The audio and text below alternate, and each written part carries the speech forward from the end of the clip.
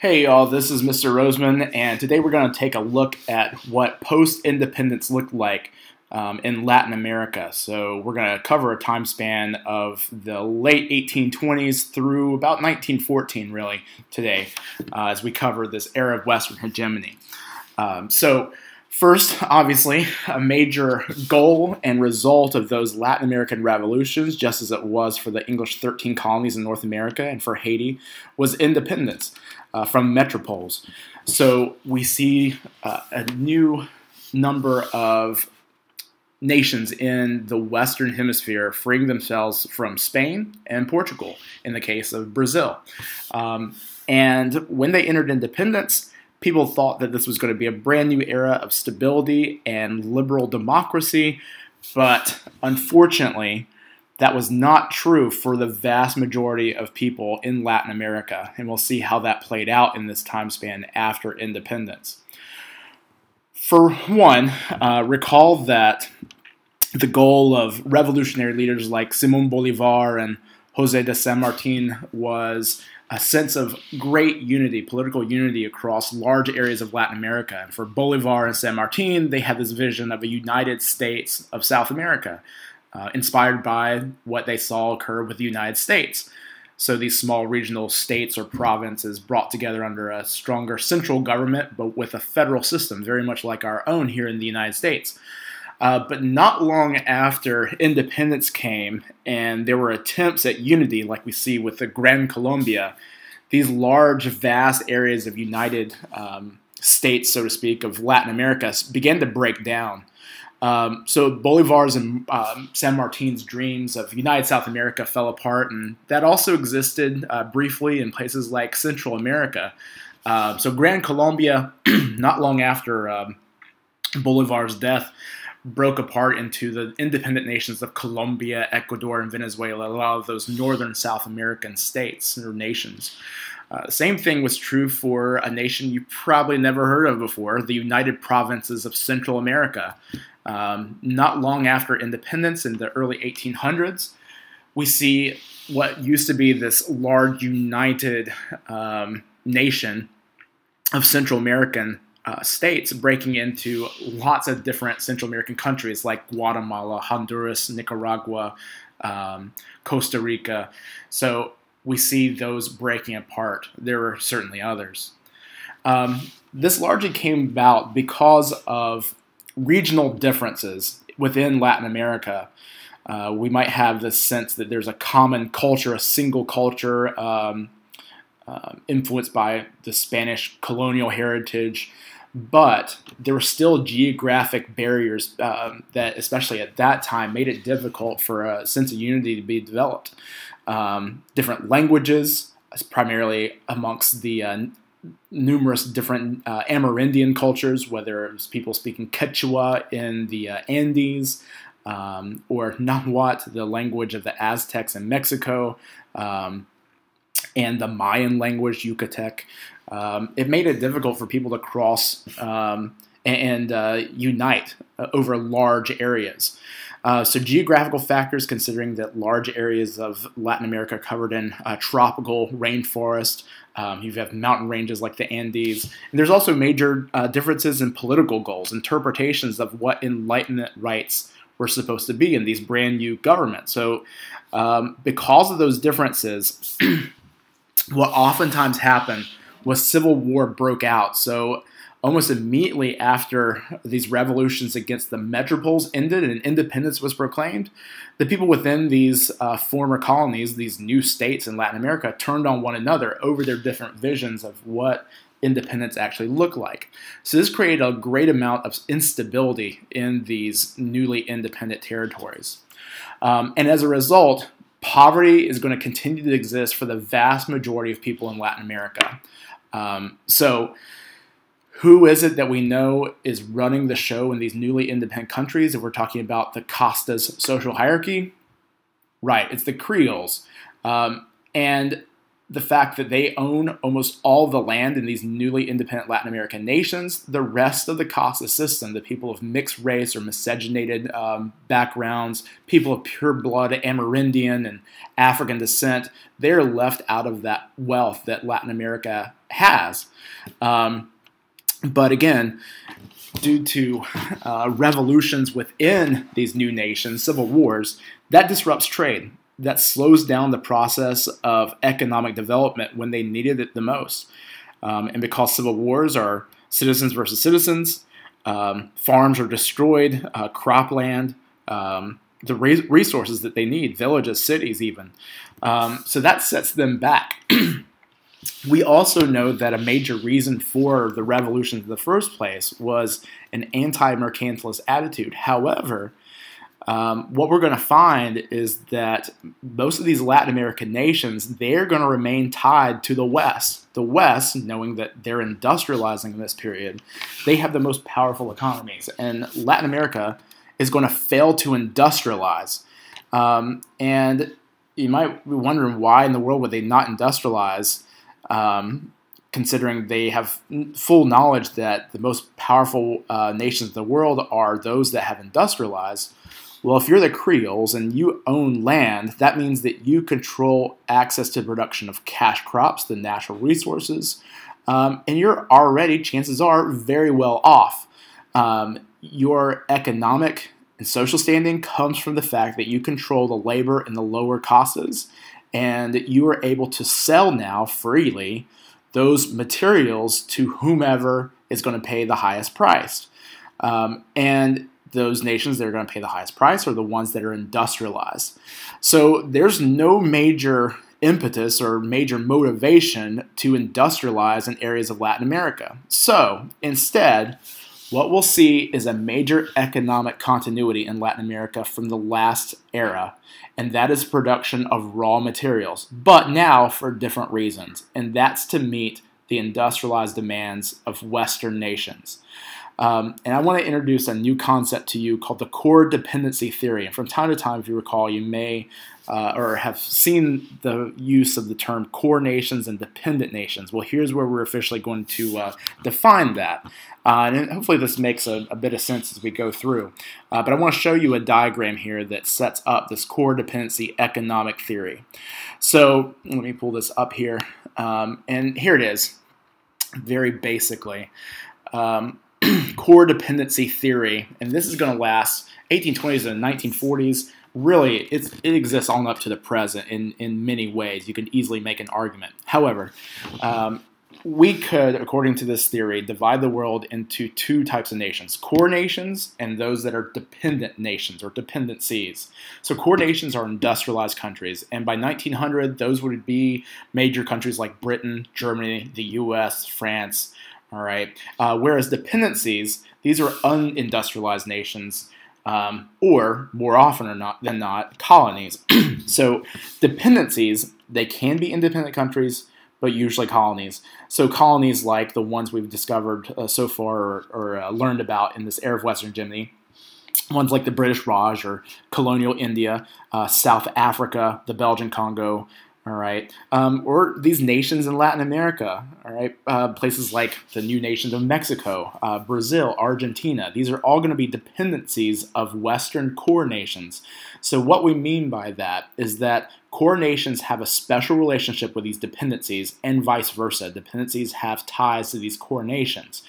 So always think of core nations, industrialized countries being the most powerful economically, militarily in the world, whereas dependencies, they're exactly that. They're dependent upon core nations in lots of ways. So take a look at the left-hand side here. Core nations are ones that, because they're industrializing, they have a heavy thirst for raw materials. They need those in order to produce manufactured products, which we know they're going to sell to their own people and overseas.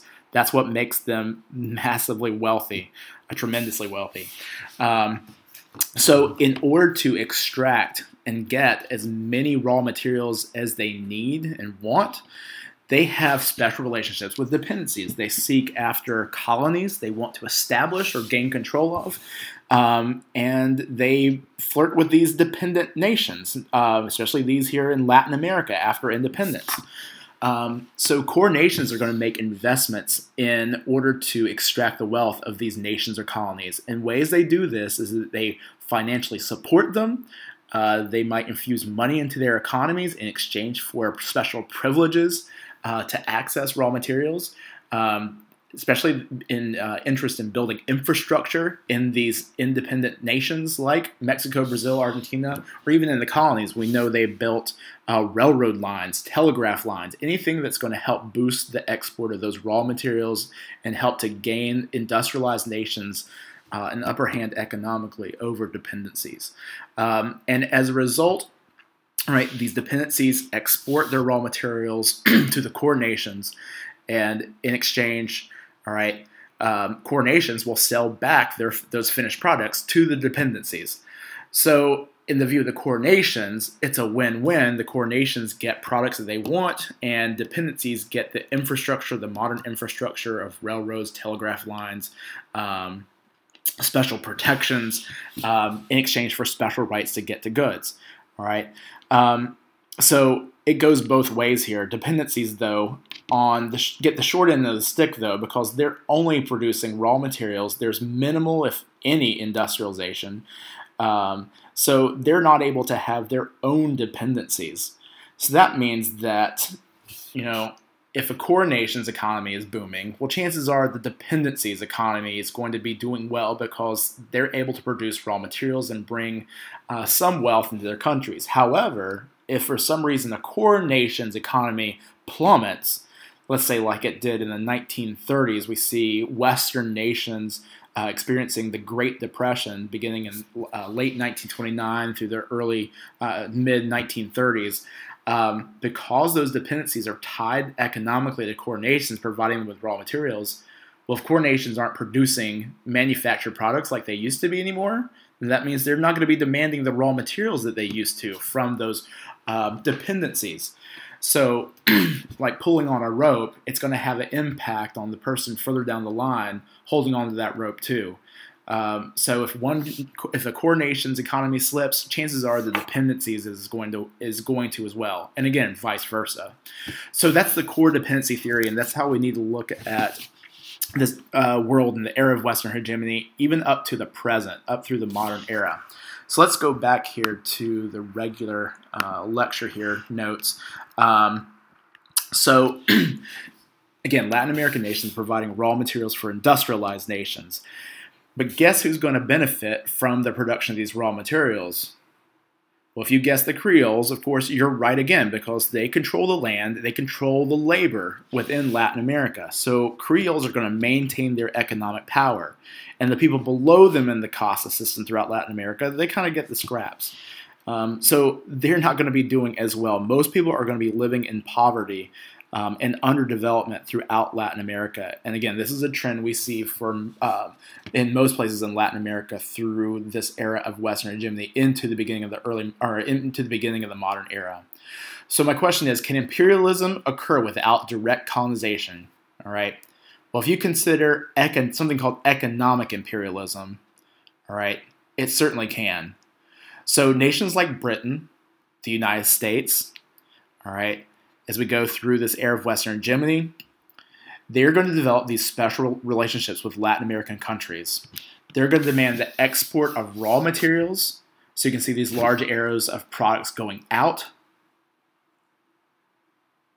whereas the small arrows going in show the relative difference of the investment that's coming into these Latin American nations.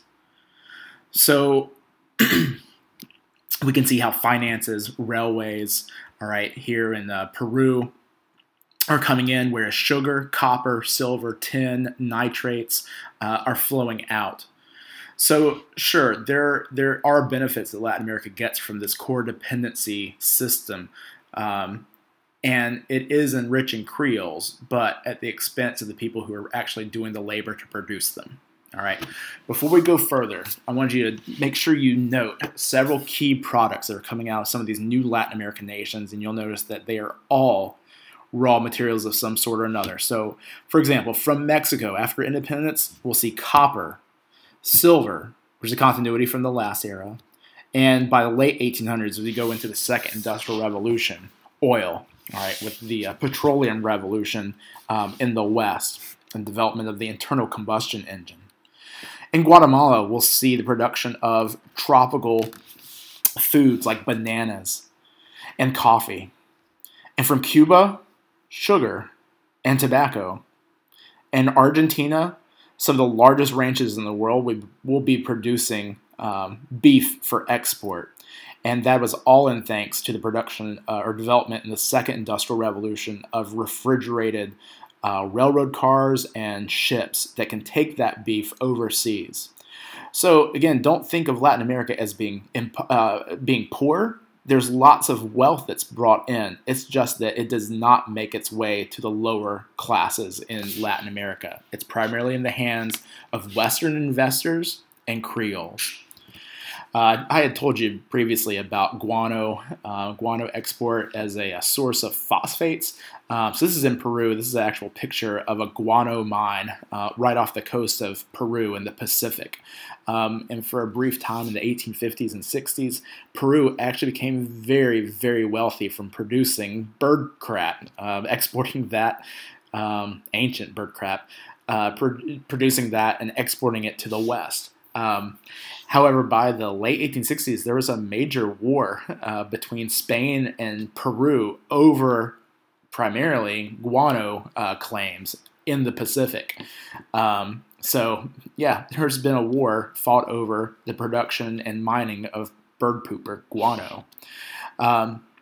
Anyhow, we're going to move on here and take a look at a couple other things. All right, so we looked at the economic problems that Latin America faces. We now need to turn our attention to some problems politically. So we've talked about people like Hidalgo and Iturbide and Bolivar and San Martin and Toussaint Louverture. We've looked at how they all had hopes of establishing some sort of form of strong national governments.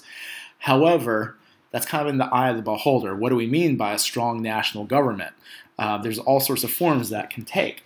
So, for most of Latin America, though, even though these new nations in Latin America are going to call themselves republics, it's kind of misleading to do so because not long after independence, these republics wind up slipping into dictatorships where there's truly no real democracy for the common person. All right. So because of their lack of experience in democratic institutions due to their strict control by Spain or Brazil or Portugal before independence, there was a lot more disagreement over what type of path democracy should take. So as a result, furthering this conflict and civil war within these Latin American nations are disagreements over what path the republic should take. Different factions started to form, like conservatives versus liberals. So conservatives, we know conservatism at this time meant support for the old social order, and in Latin America, maintaining the position, the special privileges of the Catholic Church that we know that formerly was tied to the colonial government. And strong centralization, strongly centralized government. Whereas liberalism, wanted to see an extension of individual rights. They wanted to see a greater secular society. They wanted a greater, more federalist society, decentralized national government. And then there were also disagreements between centralists versus federalists. So centralists wanting strong centralized national governments with really broad powers, a lot of influence on the national level, whereas federalists, which had a heavy influence in the development of our own United States of America, federalists wanting power in the hands of more regional governments with special privileges to states or provinces, states as in the United States, the powers to tax and create local policies. But there being a balance between the national government and more regional local governments. So These disagreements set up ongoing conflict that lasted well into the modern era, and in some places they still are ongoing. Because of these disagreements, based on totally dependent upon who came to power, constitutions were changed regularly. And whenever constitutions are rewritten all the time, all right, maybe only lasting a couple months, maybe up to 2 or 3 years, that does not make for strong, stable government. And it invites people who are going to take advantage of the situation to challenge the old order of things to bring stability. And so those issues invited constant challenges to power, especially at the hands of caudillos. So these caudillos we'll get to here in a second. But through them and in general, even when there was true democracy, for some, it was in the hands almost always of the Creoles. So not only do Creoles dominate the economy, but also politics. And because they are the elite, and though they are the minority, they're going to act in their own self-interest, all right, to maintain their political privileges and their economic power, because they're the ones who are running the show here in Latin America after independence. All right, so these Creoles, at different times in Latin American history, at different points here for any of these Latin American nations were controlled by these caudillos. So who were these caudillos? Basically, they're dictators. And that's certainly undemocratic. Like for example, this is highly unlike the United States, where we've never had a true dictator, despite what you might think or other people might say. There are checks and balances that have successfully prevented dictators from ruling our country since independence. But here in Latin America, and despite there being constitutions, and maybe even with constitutions, there being special protections for these caudillos would step into power from usually the countryside or an urban area. And almost always these caudillos were Creoles. They became, again, dictators or military authoritarians, meaning that they used the military to maintain, or to gain and maintain control. And that becomes a common theme in Latin American nations for much of their post-independence history, military dictatorships. People who, for example, with the Creoles, and when they established juntas during the early 1800s, at the time of the Napoleonic Wars, and Creoles were declaring independence. Those were military governments declaring independence, and it was easy for them to stay into power or return to power despite their proclamations that their new nations were republics. Anyhow, these caudillos, these military dictators, who were usually wealthy Creoles, so owning plantations or haciendas, originally they would be appealing to lots of different classes or castas within the Latin American nations they were from. They tried to appeal to the common person, kind of like a populist or a personalist. And they had a sense of charm or charisma that tried to appeal to the people in order to gain support, widespread support. And the reason why they're doing that is that they make a claim that they are going to reform the government, fix the problems, fix the previous dictatorships. If you just support me, all right, then I and my soldiers will march on the capital, will overthrow the unjust, unfair government that has preceded us, and I will take charge. I will help everyone. However, despite what would always begin as popular widespread support for their leadership, these caudillos, once they overthrew in a coup d'etat or a quick overthrow of the government, all right, they would make quick work at rewriting the Constitution to meet their own goals. They would take away basic rights that they had promised the people, all right, and they were essentially nepotists. They would support their own family and friends, fellow Creoles, at the expense of other people. So this becomes just a regular pattern, and people were so hopeful for changes in the government that were going to actually be truly democratic that they would turn their support to different caudillos whenever they would pop up. All right, but what this does is has this, in the long term, an unsettling effect on these new nations. So coup d'etats become common, and those weaken those brand new republics in the long run. So this happened in places like Argentina and Chile, Peru, Bolivia, Mexico. I mean, I can't think of a single Latin American nation where they did not at least a few times pop up in this era of Western hegemony into the modern era. And in a lot of ways, we still see this in some Latin American nations, like in Venezuela currently. I think the current political situation could be kind of compared to Caudillos, where democracy is proclaimed, but you have these people who are popular for the short term, but in the long term become brutal repressors of the people's democratic rights and basic civil liberties. So these are things that Latin America is still grappling with. But in the last several decades, most Latin American nations have changed their attitudes and become much more true democracies or republics. Okay, so I'm going to wrap up here with a couple other problems that will be ongoing for Latin American nations. For one, there was slavery at the time that in most of these Latin American nations when they gained independence. However, and this is something that I think has been misleading so far, do not think that there are lots of African slaves, blacks in many of these Spanish nations, these former Spanish colonial nations. Most of these areas like Mexico, Peru, Chile, Argentina, they had very few slaves.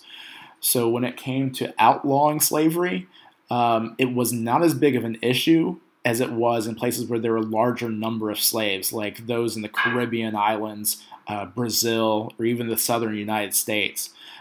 So in most of those brand new nations in Latin America that were of Spanish background, slavery was abolished rather early on. However, abolishing slavery does not mean that the people were seen as equals.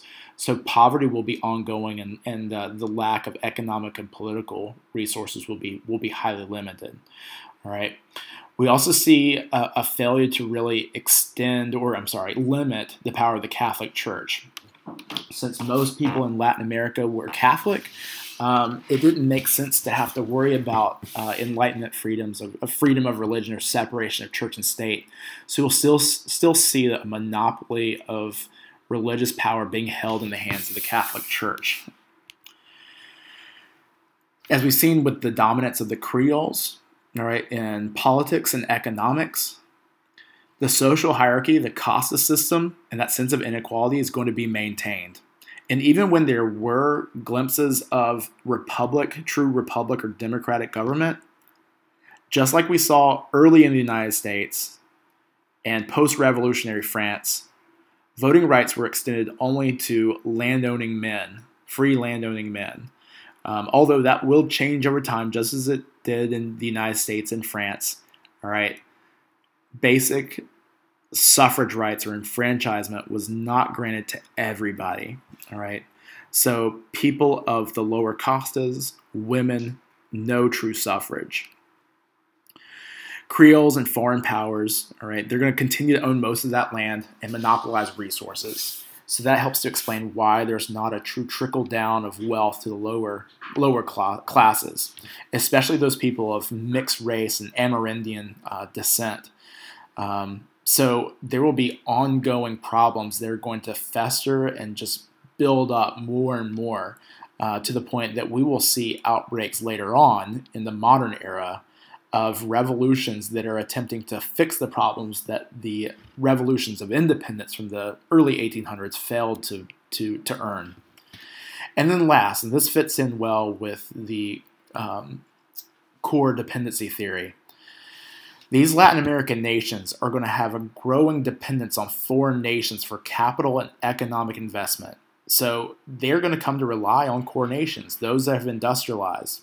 So right after independence, after Spain or Portugal have been pushed aside and gaining separation from their former colonies, Britain is the first nation to really step in and see that they have great potential access to raw materials and investment in Latin America. But by the very late 1800s into the early 1900s, it was more so the United States. This was our backyard, all right, in our view, and a place that we could gain access to many raw materials for cheap, all right, and all we would need to do is to extend railroad lines, other infrastructure, maybe get involved militarily in these Latin American countries in order to keep that favorable balance of trade for us, being a growing and industrialized nation at the expense of Latin America. So what we get and what we see here by the late 1800s, early 1900s are unequal trading partnerships. All right. So most people, again, in Latin America don't benefit. Only Creoles and these foreign investors from core nations like Britain and then later the United States. An example of this, and this will be it then, by the 1890s in Mexico, there was less than 1% of the Mexican population that was actually the land-owning upper class. Only about 8% of their population was middle class. But 91% of Mexico's population in 1890 were lower class, most of which were uneducated and impoverished. And this core dependency theory, in ties to Creoles, can help explain this highly extended underdevelopment.